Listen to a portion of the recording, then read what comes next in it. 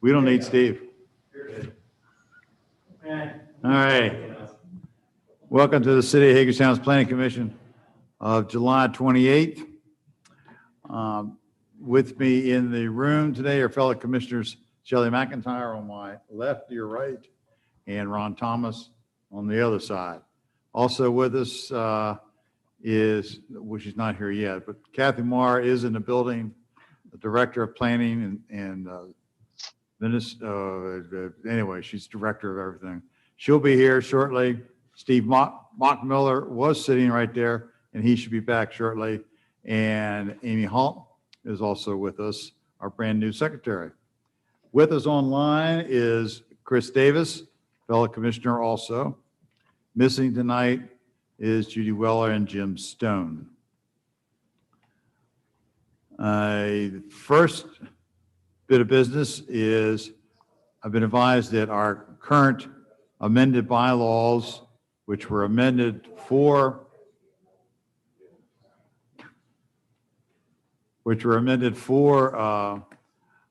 us to conduct business during the pandemic, and has expired. We're about ready to expire. So I need a motion to extend our current bylaws for another 60 days. So moved. Okay. Is there a second anywhere in all those moves? I'll do. Okay, we have a motion. Amy, why don't you give Ron the motion, I guess, and give Shelley the second. Sorry, Chris, I heard you, but. So we're ready to vote then. All's in favor, say aye. Aye. Opposed? Okay, now the next thing we do have is our approval of the minutes from July 30th, June 30th, and July 14th. We'll do them one at a time because we had different commissioners in attendance at two different meetings. Any additions or corrections on the June 30th minutes? June 30th on page 1, the last paragraph at the end of the first sentence, I think you probably want to put the 25,000 and add square feet to it. I lost you again. Mr. Wright was trying to, Now this is June 30th, yes, The last paragraph. last paragraph. page 1. I'm Yeah. sorry. Yeah, last paragraph. Okay. And it says here, Oh. feel for the square footage of 25,000. I'm not sure whether you want to add square footage on there again, or just use what they said in the beginning for the square footage of 25,000. I think that's That's good enough? it's Yeah. good enough for me. It'd be kind of redundant. All right. Good enough for me. All right. And hold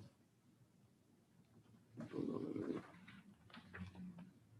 There was another one, I think, with just on page 3, the paragraph up from the last one said, Mr. Quillen pointed out, and it goes on through, and on the second line says railroad property. Who? Probably need to knock one of those out. Yeah. And there's one in here that I couldn't figure out what it was saying on page 5. It looks like maybe it was the keys were hit a couple of times. The paragraph above the other business category, the second line towards the end, it says, is proposed a planning, and it's CHARRETTE. That's charrette. Charrette. That is the word we use. That's the word And you I use? believe that's the appropriate. I think it is too. Okay. Yep, that's When it that's comes when to- we get a bunch of people together and we all talk about the plan Yeah. and plan together. Planning charrette. Okay. When it comes to English, and I'm. That's you that's know, French. That's French. Oh, well, then now you know why I didn't understand it. Okay, that's all I had. Staff points out that on page 6, under secretary, these minutes were for a meeting that occurred about 2.5 hours after Deborah C. Calhoun retired from the city. So we need to substitute Deborah C. Calhoun for Amy C. Hawk. I caught that now, but just waiting to do that. So you beat me I to the missed punch. that. You can put your name on it. There you go. You can put your own name. You did the minutes that night, right? Yeah. You were here. I was here, yes. Well, okay. It's, That was my first one. there you go. Claim it. Yep. All righty. It's a motion then to accept the minutes as revised. So So moved. moved. I'll second that. Okay, Chris moved and Ron second. I guess we're ready to vote. Let's see now.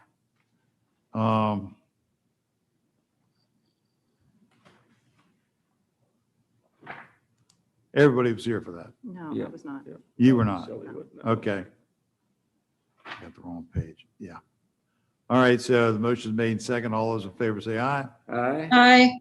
Opposed? Abstain. And one abstain. Okay. Who moved and who seconded? Chris? Chris made the motion, Ron made the second. Thank you. And then it takes us to July 14th minutes.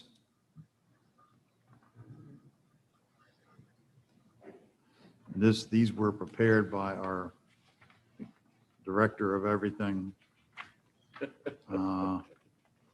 So the third paragraph from the bottom, the last sentence, the new above ground tanks above, there's no space between above and ground. I missed that. Where is And that? your Where are typing we? teacher has a ruler for you. I'm sorry, Mr. Wright. Where are we? It's page 1. It's the third paragraph from the bottom, the last sentence. The new above-ground tanks are in a new location. There was a space there between Right. above and ground. Just a small little typo that I caught before Ron. Okay. That's pretty, Yeah, I gotta try. pretty amazing. Gotta Good try. job. Yeah. Anybody else? Ron? Nope. Okay, Nope. all right. Move to approve the minutes from July 14th, 2021. Thank you. Ron, I need a second from you. Second? Thank you. Ready to vote? All those in favor say aye. Aye. Aye. Opposed? Jane. One abstention. Thank you very much. Okay. And we have next under development review workshop for the proposed Eklund local conversion district, Potomac Avenue and Cypress. Yes, we have a rather peculiar situation here. We thought before they submitted for their rezoning that they kind of get some feedback from you all. They're looking, Dr. Eklund is looking to do a local conversion district on his former or still current dental office space, which was his primary location before he got a local conversion for the Allegheny Electronics site, renovated the building and moved most of his operations up there. Now he's looking to do a local conversion on his existing site at the corner of Potomac and Cypress. This is a little bit different than all of the others, all half a dozen or so that we've had in, prior to this, in that the zoning ordinance exempts local conversion districts from complying with current parking requirements. And that's because the feel is that getting the buildings reoccupied outweigh the potential impacts of on-street parking, because a lot of these local conversion districts have little or no on-site parking. In this particular case, the applicant is thinking about creating a small parking lot in a grassed area on the property as part of their local conversion overlay proposal. That'll be the exhibit that goes through the rezoning process. This is the first time we've dealt with this. There's nothing in the ordinance that prohibits someone who is applying for a local conversion to provide more parking. You're just not, one, required to meet current parking requirements, and any existing parking that you have below the current requirement, you have to retain. Here, they're actually looking to add some parking. First time we've dealt with it, it's not that big of a deal, but we thought since it was kind of a little bit outside of the box that you're usually dealing with on these things, that they have a conversation with you all before we move forward. And Bill Wantz is here representing the applicants who are in the audience.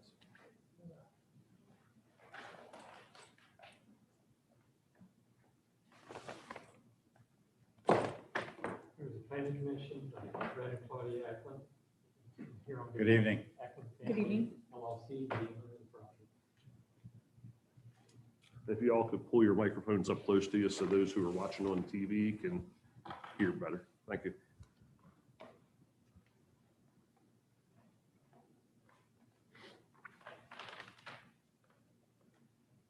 The property at 4 Cypress Street was previously a bakery. Building, as far as we can tell from our research, was built around 1920. The deed description itself indicates that there was an old bakery on the property. In fact, the part of the deed description calls to one of the exterior walls of that bakery on the interior of the description. If and when we determine to apply for rezoning, we'll have some graphics and some title work for that. All of you are familiar with where this Cypress Street property is? It's a block south on Potomac Avenue from where Dr. Eklund's new renovated neoclassic dental office is. I think he did an excellent job. The building has an upper level accessible by, I believe, a closed interior stairway and an external stairway. That's been an apartment for as long as it has existed. The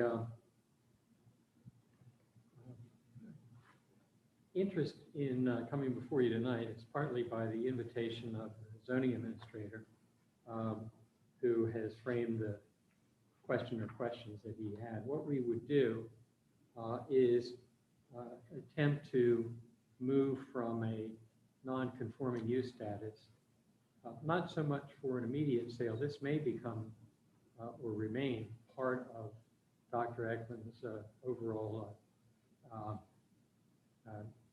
dental practice. There's some developments in dental technology that may make this space very, very useful for some additional purposes. Previously, they had a design for a parking lot created. I think the number of spaces is flexible,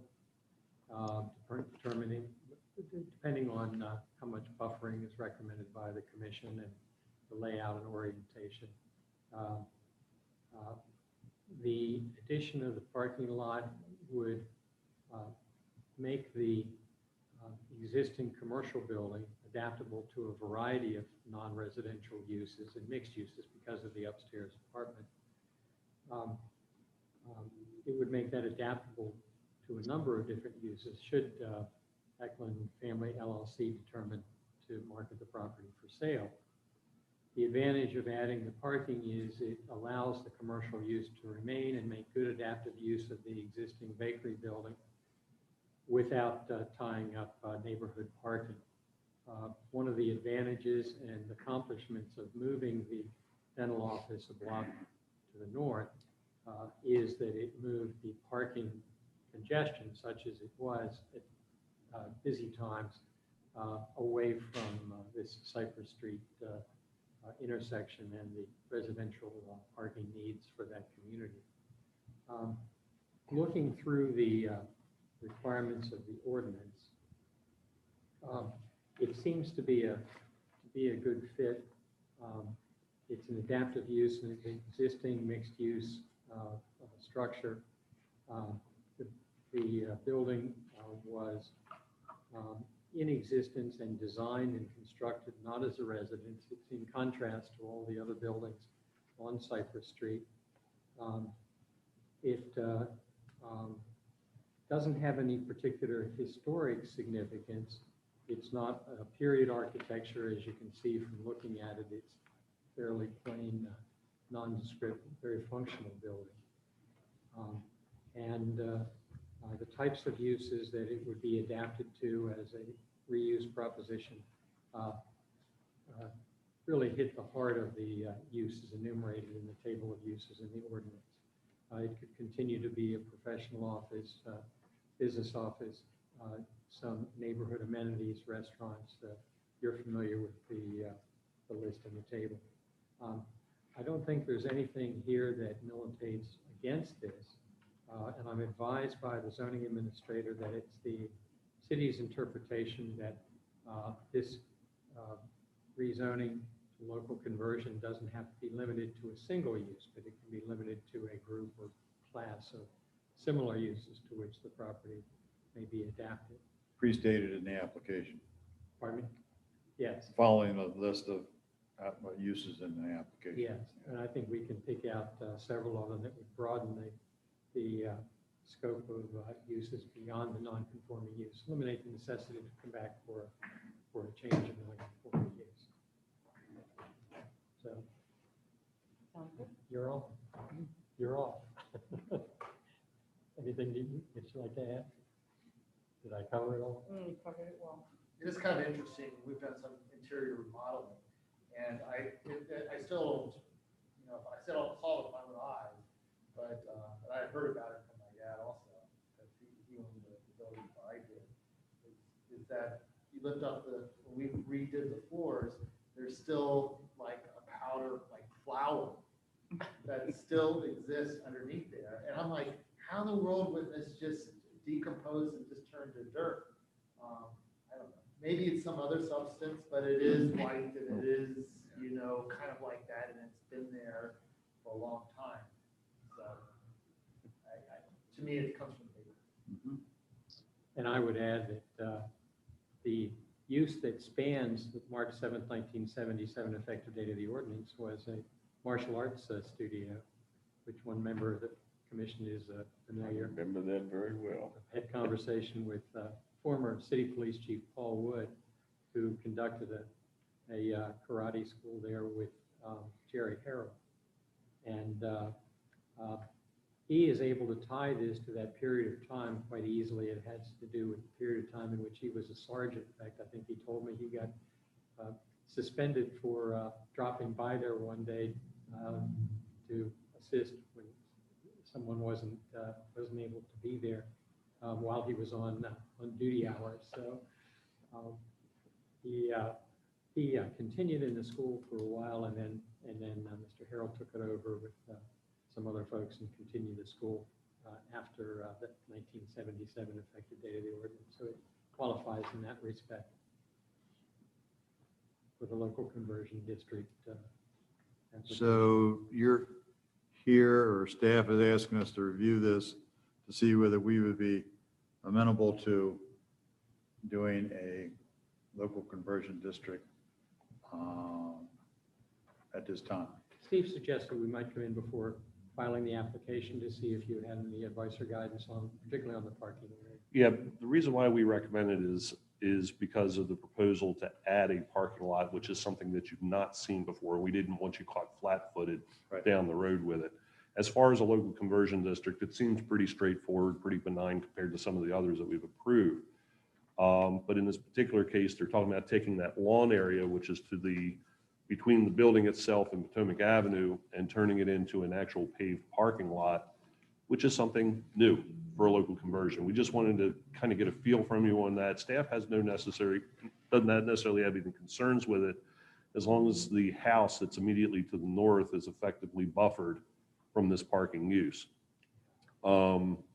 The parking lot standards, which you administer as part of the site plan process, requires a 10-foot landscape buffer from adjacent property lines and from public street rights of way. If I remember correctly, the concepts that we've looked at in the past, to give you a little bit of additional background, off and on for probably the last 13 or 14 years, I'm thinking. It goes back to 1981. I say we've had some on and off conversations about the possibility of putting a parking lot in this space as part of the non-conforming use, and it gets talked about and it gets forgotten and it gets talked about and it gets forgotten. But the concepts that I've seen, if I remember correctly, had concepts that complied with the 10-foot landscape buffers from the adjacent property lines and the street rights of way. But if for some reason that is potentially an issue, you all have the ability to look at alternate landscaping plans and possibly entertain waivers to reduce that required distance if you feel that it's appropriate. And look what I have in my little hand. It's one of those concepts that we've been discussing on and off for a number of years. Paul, can you pan that over a little bit so I can see where the parking lot is, the paving is gonna go? There we go. You got a copy? Yeah. Okay, good. And so the house that we're talking about is is in the back? Yes. White House. Dr. Eklund, have you spoken with the neighbor? Have you spoken with the owner of that house yet by chance? I have not.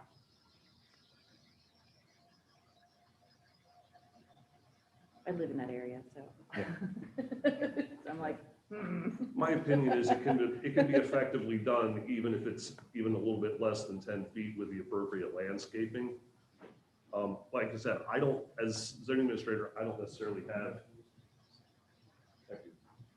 As zoning administrator, I don't necessarily think there's going to be a particular issue with it. Again, we're here mostly because it's kind of just new territory. got you. It's an issue that this body has not really dealt with Any in other the time we want to past. reduce parking? Feel from- Any other time we want to reduce parking? Yeah, yeah. But it is sunken there in the corner. Yeah. Yeah. And I don't know when stormwater management comes into play. Might have an issue there. Although you're showing, I do see right there a culvert going over to manhole. So Frederick Seibert was considering that at that time. There are also some sidewalk details and curb cut details provided with that as well. I'm sorry, I didn't catch on any of that. Oh, there are some curb cut details and sidewalk. Yeah. Cross sections that Frederick Seibert Associates provided for us as well.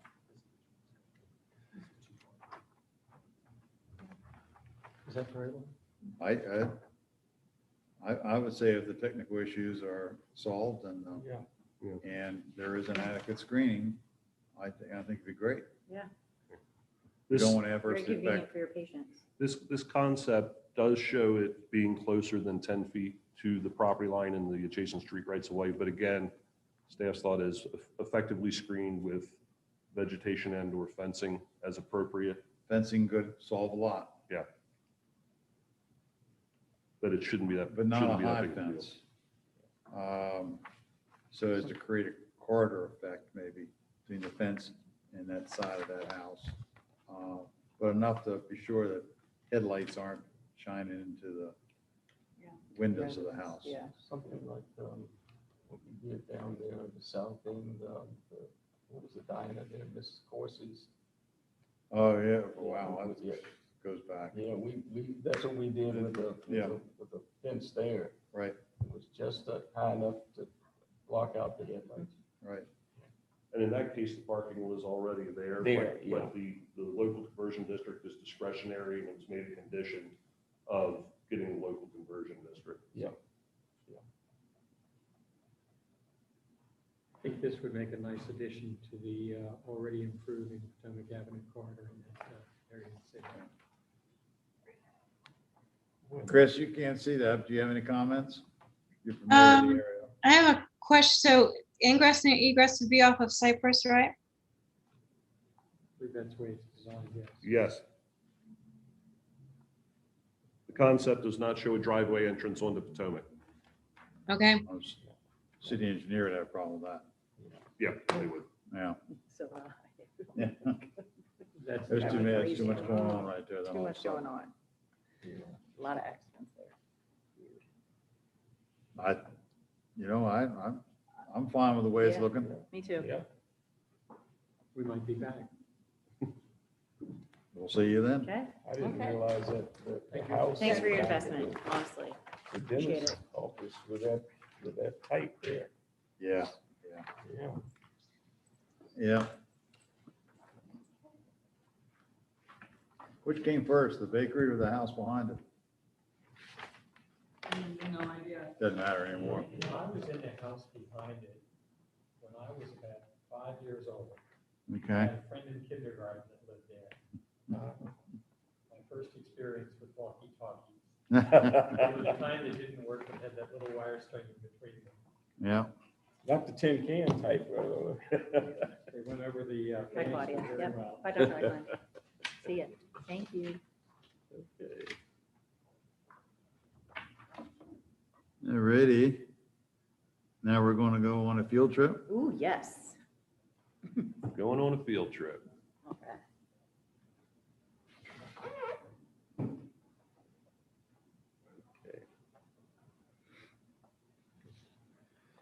Okay. Last week, Kathy, Megan, and I went up to Silver Spring Township in Cumberland County to look at a development, another one of our surveys of good quality developments. We didn't have to go all the way to Lancaster County this time. This one's in Cumberland, up outside of Mechanicsburg. It's a mixed-use development and a mixture of housing types. Before we get started, though, I want to mention that we may have folks from the development community watching at home on YouTube now. We let them know that this presentation was happening. So some folks from some of the local engineering companies, knowing that they're going to be coming in with residential subdivisions in the near future, maybe watching to take some notes. What we have here is a really high-end, very well-done mixed-use development, similar to what we would see in a PUD as we recently rewrote it. It has a mixture of commercial and a mixture and residential, and also a mixture of residential types. However, a lot of the stuff that we're going to go over tonight is mostly focused on the residential and can be applied to an exclusively residential development. These are more physical improvements rather than zoning issues. Walden is larger than the other developments that we saw up in Lancaster County. I think this is bigger alone than the other three put together, I think, or something close to it. It started about 12 or 13 years ago. This is an air photo from Realtor.com showing the layout of the development. Believe it or not, the best available air photos that are out there are on Realtor.com. But it's a mixture of residential and commercial. There's a Main Street element down in this location here. And then you have a mixture of single families, townhouses, et cetera, throughout the development. Some places are more predominantly individual single family homes, but there are places where there are townhouses and townhouses that actually kind of look like apartments. There's some interesting architecture in here. There's this large central park known as Terra Park in the center of the development, and we'll see some pictures of that as well. Plus there's other small open space areas where similar to that development that we talked about over in Marietta, where the houses actually do not front on public streets. They actually front on these open space lots and have vehicular access via alleys from the rear. What are we trying to do? We are trying to steer residential development in the city to quality streetscapes. So the most prominent things we don't see, especially in our new developments, are front lawns that are parking pads for cars and storage bins for trash cans. The idea is creating quality streetscapes and trying to put as much of the support activity behind the buildings as possible. This is a section of townhouses. If you notice, there's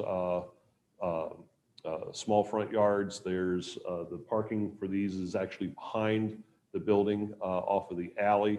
There is parallel on-street parking in front off to the right-hand side of this photograph.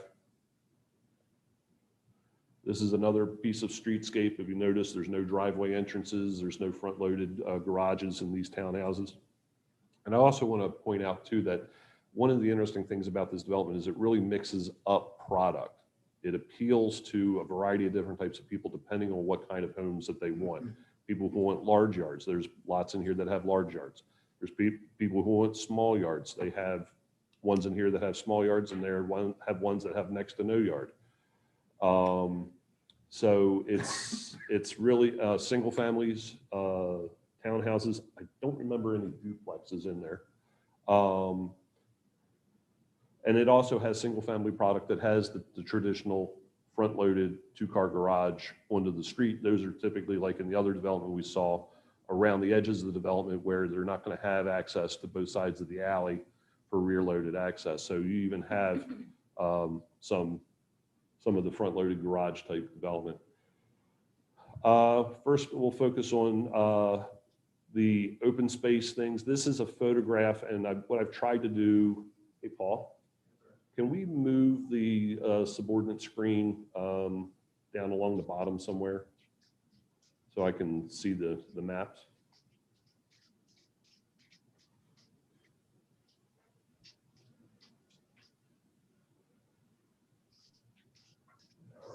Well, that works, okay. Just can't see Chris, yeah. But Chris, you can still see us, right? Or you can still see the screen, Yes, I right? can. I can see you. Okay. What I did is putting this program together is I put air photos next to what you're looking at to kind of give you a plan review kind of perspective on things. This is a park located in the development. It's long and angular. The photograph is taken from the upper edge of the map that you see on the right-hand side, looking down towards 6 o'clock on your picture through the long axis of that park. It's lined on both sides with townhouses. And then the parking for those townhouses is in garages to the rear, accessed via alleys. This is a park that was called Three Trees Park, and I think it's because it has exactly 3 trees in it. But this is another example of townhouses lining and facing into a park with rear load access vehicle storage. And then this is a row of homes that faces into the large park. This is Terra Park. The photograph, as you see, the park is obviously off to the right, and then a line of houses. The photograph is taken, let me see if I can get my, yeah. The photograph is taken from right about here, looking down this walkway. Now, one thing that's different here than the other development we saw over in Marietta, if you notice, there's no apron here.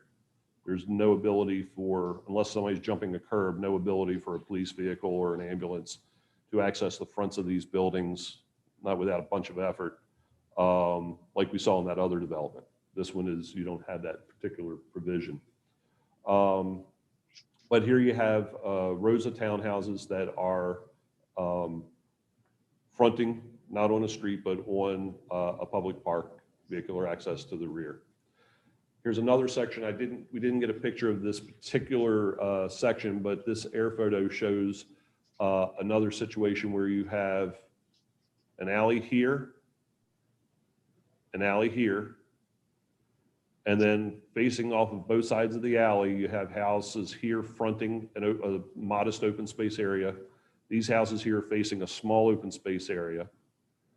And then you have an alley here, and then you have these houses here facing an adjacent street.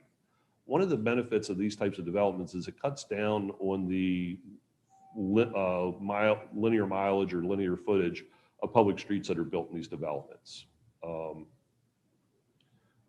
you have here, you have basically 4 rows of houses. One pair is facing like this, and then the same thing again, facing either into parks or into adjacent streets.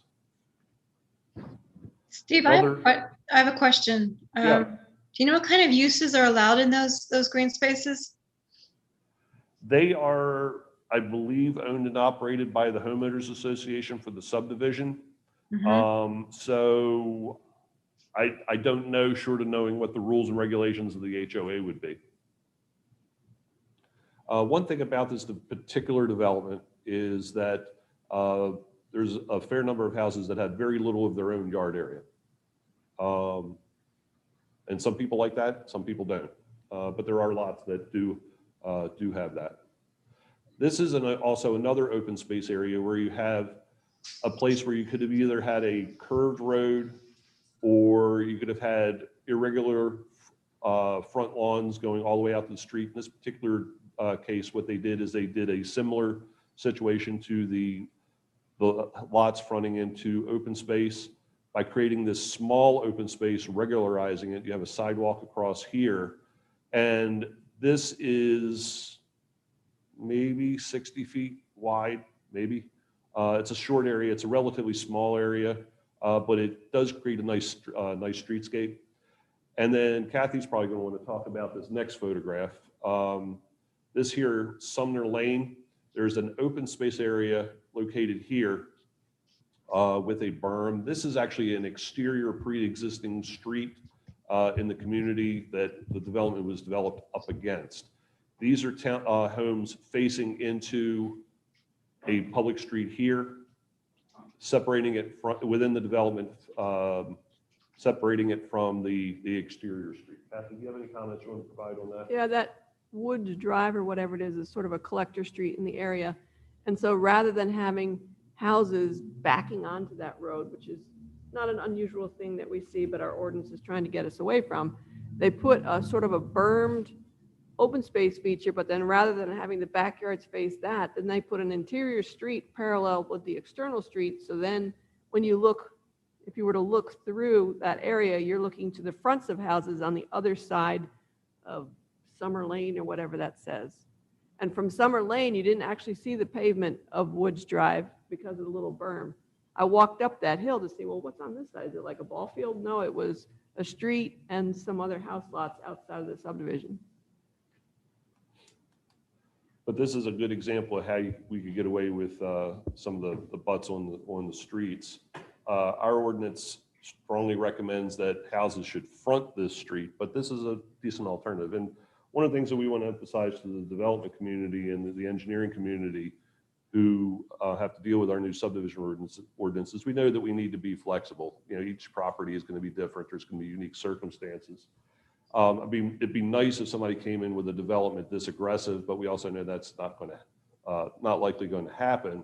But there's nothing to say that they couldn't take elements of these types of developments and incorporate them into the more standard subdivisions that we may see and improve the quality of those developments. Those houses on Summer, are they facing Summer and backing to the alley? Yes, you have a front of houses here. You got little picket fences. You have on-street parallel parking. It was And- very cute, that area. Reminded Yes. me of like Charleston or something. Mhm. I may have incorporated, I'll check, but I may have incorporated photographs into this of that particular block. We'll see. Some interesting features that we saw is some of the townhouse areas in the development. They had continued basically townhouse garages, attached garages in the rear yards up against the alleys. And this is something we'd actually looked at in the past, and we know some folks at the fire department had concerns with this, and we didn't push it in the past. But we think we know how this meets fire code. As you go around and look at these developments, if you look at the picture on the right, that gray siding is one of those detached garages, and there's a house behind that big shrub to the left. If you notice that privacy fence between the units, what do you see there? The gate. Every privacy fence that enclosed an interior townhouse lot that had these attached garages in the back had a gate that gave them access to the neighboring property for emergency access. So you didn't have a situation where if you have one of the interior units of a stick of townhouses, you don't have and both your neighbors decide to put up a privacy fence, you're not stuck in your backyard if both your house and your garage are on fire at the same time. You can get out using these gates. And when I noticed that the rest of the trip, when we were walking and riding around the development, and I saw this type of development, I looked for privacy fences, and every one of those had a gate between the adjacent properties. So it must be how they address their fire code access issues for that type of development. I'd encourage the developers to consult with the fire department earlier on instead of get too married to that. I mean, getting access to the back of those homes for ladders, hoses, whatever, it's gonna be, you can't go through that fence. I mean, men maybe can go through the fence, men and women, sorry. But fishing a hose through there, I wouldn't want my child in the second floor waiting for them to come around. Well, we know that we're going to have conversations. We're not Yeah. going to wait for a developer to come up with this and then try to Yeah, I address don't it. want to see them get too far down the line and then fire Absolutely. department shoot it down. Yeah, we're going to get proactive with some review agencies because we know there's some elements here that probably give some level of discomfort to a couple of different city agencies. Okay. So we want to have conversations with them before we move too much farther along. Might That was even my ask, con- might even ask the municipality there, how they address that. Yes, as a matter of fact, I put in a phone call or an email to them late last week. I haven't heard back yet. So we are starting to be proactive in reaching out. That was my concern about the 2 back where it did not have any cuts in the curbing there, where you showed the houses facing the open park there. Mhm. But they had the park, the drive that went up there or the walkway, but you couldn't get a vehicle up in there. Oh, fire Right. truck would go right Yeah. over that. Oh, yeah, they were. Yeah. It wouldn't bother them a bit. Or right in that grass. Yep, Mow down the trees, everything. everything, yeah. Now, the alleys that are in this development, they are wide enough for 2 cars to pass and for a full-size garbage truck to get down the alley. Notice they're also paved in asphalt. And I was asked by one of the folks in one of the local engineering companies after we sent that memo out, when we're encouraging the use of alleys and the illustrations that we had. And he asked, is it okay if we use asphalt for alley paving if we go with alleys? And I checked with Jim Bender, and his response is if they expect the city to accept ownership and ultimately down the road maintenance of alleys, they need to be the city's standard concrete.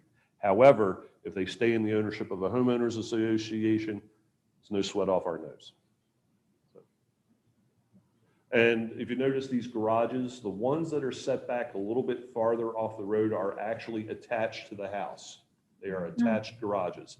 The ones that are a little bit closer are detached. And apparently it's part of the zoning there or whatever PUD plan that they have, or I guess you can get a little bit closer or probably right up to the alley right of way with your garage. But it does have a little bit of a setback if it's attached to the house. Here's an example of 2 adjacent single-family homes, but their garages are attached on the alley. They still have access to get around to one side of their garage, but it's attached to the adjacent house's garage on the other. This is what we found interesting is in a couple places in the development, they had 2-legged intersections.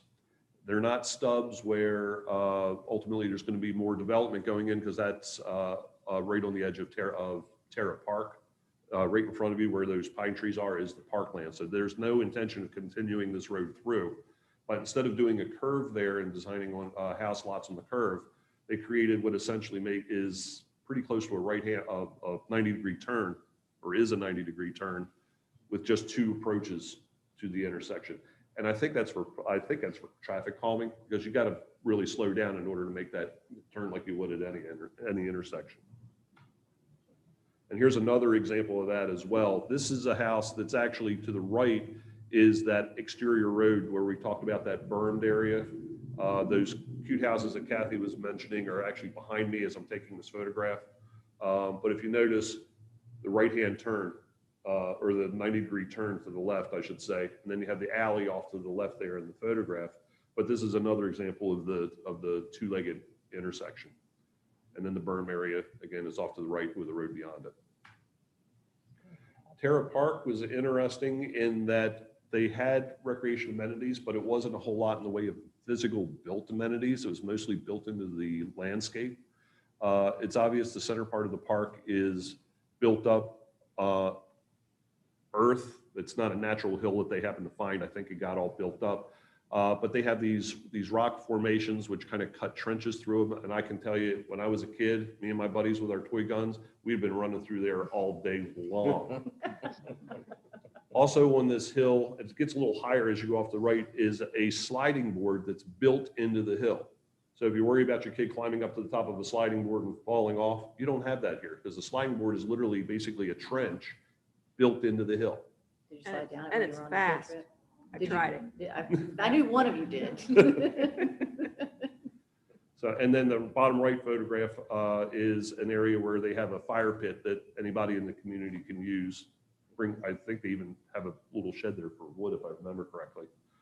But it was interesting because it's a little bit outside the box on how they did the amenities in this particular park. They built it into the landscape rather than having a lot of built up artificial stuff. There's no active recreation facilities there. Everything was pretty passive. It's fairly passive. I don't remember an actual playground in the. No ball clubs and ball fields or No. soccer fields. Okay. Community Although you center, could turn Some into soccer fields quite easy if you're for just pickup. Yeah. Would you ask Chris? community center, Yes, there is. I have pictures of that later in the presentation. okay. Another thing that we noticed, and this is part of the commercial area, which I'm not really paying a whole lot of attention to in this presentation, but I do have a few pictures here. One of the things we found interesting was the tiny tree pits for the street trees in the commercial area, barely more than the diameter of the trunk. It's interesting. Small. Oh, and here's the community Go center. back to that. Yeah, that's because the bricks are not cemented in. Yeah, Yeah. And so you do have fermentation down into the roots there. So it's probably a bigger well than what it looks like the top. And then you have the concrete. It's, kind of more structured. So And probably as the tree grows and grows in diameter, you can peel back interior Yeah. layers of those brick. That was Yeah. my next question, because I can Yeah. see that the roots getting underneath that. we take the tree down and put another one in. Yeah. How old is this development? I think it started roughly about 13 years ago, but a lot of it's been developed in the last 5 years, I would think. although the trees are pretty mature. Well, that's what I Yeah, the was commercial thinking. area is one of the Yeah, earlier Very parts. mature. They're probably about 13 years old or so, roughly. And the commercial was probably built earlier than some of the residential. Yeah. And this is actually a photograph from an earlier trip I took right at dusk one night. So I apologize for the quality of this picture, but this is the community center. It's built to look like an old church, and it's actually at the end, what is it called in the subdivision ordinance, a terminal vista. Behind me, taking that picture, I'm at the end, I'm at a T intersection. This thing is in the crossbar of the T intersection. So if you go 2 blocks down in the development behind me and you're driving up that road, that's what you see in front of you. It's very well planned. And the pool, by the way, it's kind of dark, but there's actually a community pool as part of that complex. It's behind the building to the right. This we found very interesting, but man, we would have to do some serious rewriting of our ordinances to allow this. This is townhouses built on lots with just about all hardscape outside of the building. If you notice the photograph to the right, what you're looking at is this block here. It looks like an apartment building, but it's actually 4 side-by-side garage townhouses. Here's their garages. Here's the side of this particular one has an exterior door. But this is 4 townhouses. And their property lines are basically their driveway apron, and then there's a little bit of landscaping on the other side of the house, presumably maintained by the homeowners association. But those are townhouses, and we found them interesting. And part of it too, we think what they did with the architecture kind of made it look like old repurposed factory buildings or something like that. I mean, Bricked in windows. yeah, faked blocked-in windows. Yeah. This photograph is a little dark on the right, but that shows you what the right-hand side of that building is. That was just in the last photograph. It's a landscaping edge of probably about 5 feet. It's got air conditioning condensers in it, plus some landscaping and some trees. And then the area to the right, if I remember correctly, are mixed-use buildings. Those are actually on the other side of that building is the Main Street environment. The businesses are on the front half of the ground level facing into the commercial street environment. And then these garages and above them are townhouses. And the residential goes all the way across over top of commercial. Yes. And again, here's another picture of it. You can see it from a different angle. Yeah.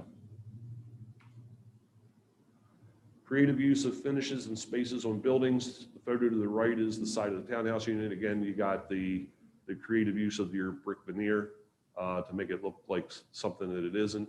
Also, there's an extensive use of second floor porches and balconies in this development because they are creating artificial private open space because they're relying on the community open space for most of the outside activity. When we were there on a Monday late morning, and we saw a lot of people walking around that development on a Monday morning. So. Also, they did a very good job in this particular case as a mixed-use development of mixing the uses. What you have here is a row of townhouses right up against the edge of the Main Street environment and across the street from commercial. So you got commercial, this kind of pea green building is a commercial building here. You got commercial over here with residences above, but you also have these townhouses here. Also, the connections to the residential areas are very good and quick. If you live in one of the buildings behind the Main Street, you don't have to walk all the way around the block. You can be basically over on that Main Street environment in about 15 seconds from your house. Wow. And here's a picture of, again, the commercial street. You have your businesses on the front half of the first floor, and then this is a residence above. Not necessarily tied or not tied specifically to the business below. Criticisms. And we had a few. You're going to have front yard parking for front loaded garages. They need to make sure that they have enough space. This one we found was just a little bit short. That's a small car, and it was still tucked up against the garage and just about hanging over the sidewalk. So they got, that house should have been set back another few feet, in my opinion. And we saw that here and there throughout the development. It wasn't overwhelming. Another criticism is, again, no emergency access to the fronts of the houses that front, or limited. I should say limited. I mean, if a fire truck wouldn't get over that curb bad enough, it would. Although it would be tricky because it was vertical granite blocks. Yes. But if you remember the pictures that we showed you of the development over in Marietta, they had actually built-in driveway aprons that would allow a police car or an ambulance, if they needed to drive up onto that sidewalk and across the fronts of the faces. Problem with that is, though, U-Haul trucks go up there too. Yes. Makes it too easy. And with it being owned by the homeowners association, I would think that the homeowners association is pretty active in making sure people don't do that over the Marietta one. Although that's an interesting question, probably worth exploring. This was interesting. They actually did cobblestones for the more densely populated residential areas. I think our public works department would have a cow, to be honest with you, for snow plowing and stuff. So, I mean, and again, I'm just pointing out, we're not sitting here thinking, man, somebody needs to come in and duplicate this here in Hagerstown. But we're looking as pulling out quality elements of these things that could punch up developments that we will be getting. So staff is not recommending that cobblestone become part of the design expectations of subdivisions in the city. And these are just some more pictures of front yards. Again, what you don't see in this development is cars parked in front lawns, trash cans in front lawns, things like that. You have good quality streetscapes. Your active use areas are behind the buildings, in rear yards, parking in rear yards, and then your open space areas. So that's basically what we have there. A couple things to follow up on this with you all. We know that some of the stuff is stuff that we haven't dealt with before, but they're obviously good quality things to consider for our sub-developments. We know that we need to have some conversations with some of city review agencies to let them know this kind of philosophy is coming forward, that it's already codified into our subdivision ordinance, to kind of get them on board. And we were wondering if perhaps Doug and maybe one other member of the commission, when we do meet with them, because we're going to give them a similar presentation to this, if it'd be good to have some backing from this body, because it sounds like you all are on board with the way the ordinance has been changed over the years, and some of the stuff that we presented to you, you're very positive about it. We could use some backup from you all when we go talk to our parallel agencies to get them to cooperate in these efforts. So, and then the second thing is, it's only an hour, a little over an hour away. If you all want to do a road trip or a field trip, we could coordinate one so you can see it in person. There's a nice little coffee shop in that Main Street area. That would be nice. I would be up for that. Arrived. Yeah. Was that a yes, Chris? Yes, that's a yes. Okay. Where are you going next? I told you I had visited some friends who lived in a very similar looking development down outside Chapel Hill. And it is very inviting. I mean, I see some of the things that you talked about that might be concerned, but the big alleys and all the, you know, the back door stuff is in the back door and not the front door. Yeah. Nice, attractive variations of architecture, porches. It was very attractive. Very accommodating. And when you think about it too, we actually already have some of this in the city, and they are some of our better complemented projects in the city. Greenwich Park is kind of along this general principle. It's different, but it's in the same kind of ballpark. Also Lindsay Lane. A lot of what you see here is in Lindsay Lane. And Lindsay Lane is one of the best regarded developments of the last 50 years in the city. And even the Housing Authority redevelopment of the Westview site, they were using existing lots. You have houses facing on the street. Public housing goes, that's still quite attractive development. So we have local examples. It's not like we haven't done it before and can't do it again. It's just the idea of getting everybody, you know, singing from the same sheet of music. And the first couple of years, they're economic viable too, for the developer as well as the future owners. So That's right. it's it wasn't a white elephant sitting out there. Yep.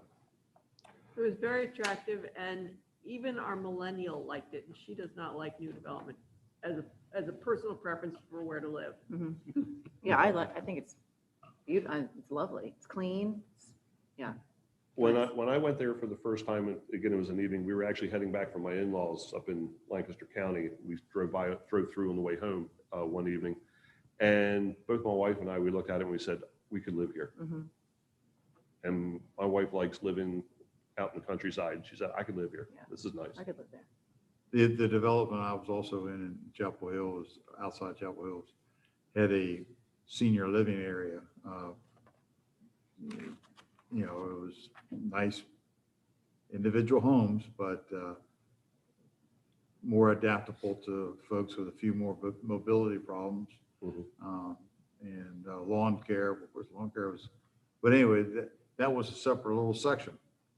That was also very attractively done, but done more for 55 and older group. If you're interested in doing the road trip, it is about a 4-hour commitment, I would say. We left at about a little bit before 9 o'clock and we were back by 12:30. It's literally you just shoot right up 81. It's about 4 miles off of 81. So Chris is interested. If you I'm all are always up for a interested. road trip. What's that? I'm always up for a road trip, so I just traveled Just came 1,100 back from miles. one. You guys up Okay. for it? Yeah, Okay. fit it in. Okay. We'll do what we can to set something up. That's all I got. Thank you. Thank you. Thank you. Wait, I have one more question, Steve. Is this inside of a municipality or is it county?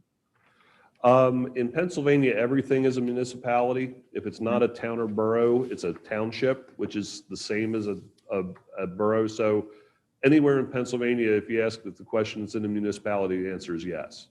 Okay. Counties have no direct planning regulatory authority. It felt like county though. It did, yeah. It felt like a county environment, but the legal jurisdiction that would have controlled this is called Silver Spring Township. Okay. Yeah, there's evidence of that as you go north of Greencastle. Surrounding Greencastle is Antrim Township. Exactly. You got Washington. I live in Washington Township, which surrounds Waynesboro. Waynesboro. So, Yeah, 3/4 of the way. Yeah.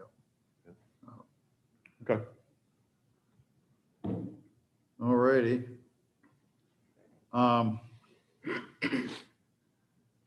We also we extended our bylaws a little while ago for another 60 days. And Steve has drafted something for us to review and asked us to be prepared to talk about a little bit more at our next meeting You can be sure this, our absent members can get this too with a It's already been emailed to them. Okay. so. So that is there, it's on our agenda for discussion. I have not had a chance to review it. No. Well, it was on your agenda for discussion because I thought I was going to be able to get it to you on Monday to give you some time to review it. And that didn't work out. So putting it in front of you today, I don't expect Okay. you to be conversing about it. We'll consider that then the next time. It'd be nice to have other commission members here too, honestly. Yes, oh yeah, but certainly have their input, you know. If I could do a little advertising, MPCA recently did a workshop on comprehensive plans. I thought it was done well, some good speakers. Chris, I know you were there most of the time. In fact, you even sent me something during the middle of discussion. What did you think of that? It was less of a fire hose this time. I appreciated it, but it probably could have gone an extra half hour. Joe does that, and I keep talking to him about that. He's a very fast talker and is like a fire hose. Some of the other presenters I thought were a little more reasonable, but yeah, it's a lot. Well, as staff well knows, it's a tremendous amount of work to do a comprehensive plan.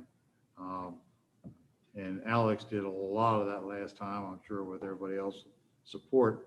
But the commission has been very involved in those draftings of those in the past. I remember meetings every Wednesday or something, or Monday, and over lunch, just going over, plowing. So anyway, it's a very complicated, very involved, and it's not getting easier either. I appreciated the diversity of the speakers. Having somebody there talking about the data was a new wrinkle for me. Unfortunately, I missed half of it trying to get in it Oh, because it was a webinar and I wasn't familiar with that. Yeah. And it was my stupidity. When they gave us the information on the site to go to, Yeah. they had those parentheses on there. And every time I put that thing in to go in, I put the parentheses Oh on. dear. And I kept doing it and doing it. I said, let me take the parentheses off, and it worked like a charm. Yeah. Felt like, ugh. But I'm going to look at the video that they have. it is on the web, Yeah. Planning Department's website, Yes. under Planning Commission's business, and the handouts are also available. So yeah, if you got another couple hours to spend on it, Oh, I'm it'd be definitely, great. Or go back and get part of it. I'm definitely going to look at it, look at the whole thing. And I think some of you all starting to see, or if not all of you, announcements of our annual meeting, Yes. which, It's October 26th, thank you. I think. Yes, that's right, 26, 27. Way down in, so where's? Solomon's. Pardon? Solomon's. Solomon's, yeah. Yes. Yes, thank you. Which is a long haul. It's worth it. Understand it's a beautiful place to go. And we'll be talking about, okay, now what do we do now in the future? How's planning changed? And what are the situations changing going forward in the future? So I recommend that to you all too. Is that down like on the eastern shore down the? Yeah, Oh, it's on the Southern Maryland. Southern Maryland. That's right. Alrighty, that's my ads over with. Anybody else? Then I assume we're adjourned. Sounds like a winner. Thank you all. Good night. Good night, Chris. Good night.